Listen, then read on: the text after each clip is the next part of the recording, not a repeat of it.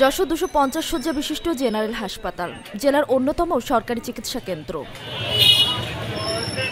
উন্নত সেবার আশায় প্রতিদিন ভিড় জমাচ্ছেন দূর দূরান্তের সাধারণ মানুষ, কিন্তু দীর্ঘ লাইনের টিকিট, চিকিৎসকদের কক্ষের সামনে ঘন্টার পর ঘন্টা অপেক্ষা আর অনেক সময় চিকিৎসক না পাওয়ায় হতাশা, সব মিলিয়ে রোগীর ভোগান্তি যেন নিত্যদিনের চিত্র।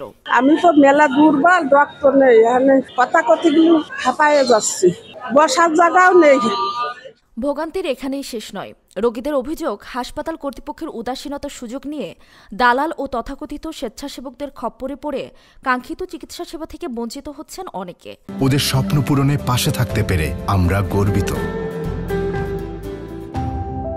সহজ সরল রোগীরা দ্রুত সেবা পেতে গিয়ে দালালদের হাতে প্রতারিত হচ্ছেন। হাসপাতালে অভ্যন্তরীণ সেবার মান এবং সামগ্রিক ব্যবস্থাপনা নিয়েও চরম হতাশা প্রকাশ করেছেন ভুক্তভোগী রোগীরা। যখনই ওরা ক্যারিং করে হুইল চেয়ারে বা ট্রলিতে, তখন ওরা চেয়ে থাকে যে 100 টাকার নিচে আমরা নিব না। এগুলো প্রতিহত করা উচিত, যেন সাধারণ জনগণ থেকে এটা মুক্ত হয় আর কি, সবাই যাতে মঙ্গলার্থে সুসেবা ভালো সেবা পায়।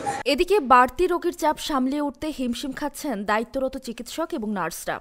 রোগীদের যথাযথ সেবা না দিতে পারায় দুঃখ প্রকাশ করেছেন তারা। তাদের দাবি, দ্রুত মেডিকেল কলেজ হাসপাতাল চালু করা হলে বাড়তি রোগীর চাপ অনেকাংশে কমে যাবে।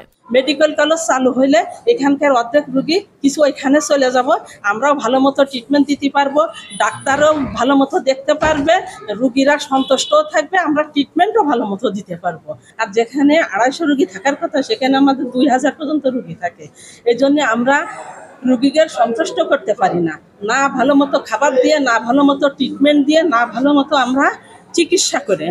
তবে হাসপাতাল প্রশাসন এই ভোগান্তির কারণ হিসেবে অতিরিক্ত রোগীর চাপ এবং জনবল সংকটকে দায়ী করছেন। ওদের স্বপ্ন পূরণে পাশে থাকতে পেরে আমরা গর্বিত।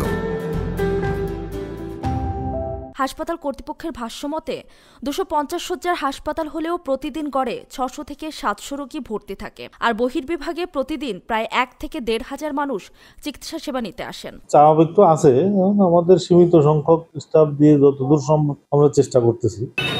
যশোর জেনারেল হাসপাতালের সেবায় দীর্ঘদিন ধরে অভিযোগ রয়েছে। প্রশাসনের মতে জনবল সংকট এবং বাড়তি রোগীর চাপই প্রধান সমস্যা। তবে দালাল চক্র এবং মনিটরিং ঘাটতিও মানসম্মত সেবার বড় বাধা। দ্রুত কার্যকর উদ্যোগই পারে এই ভোগান্তি কমাতে।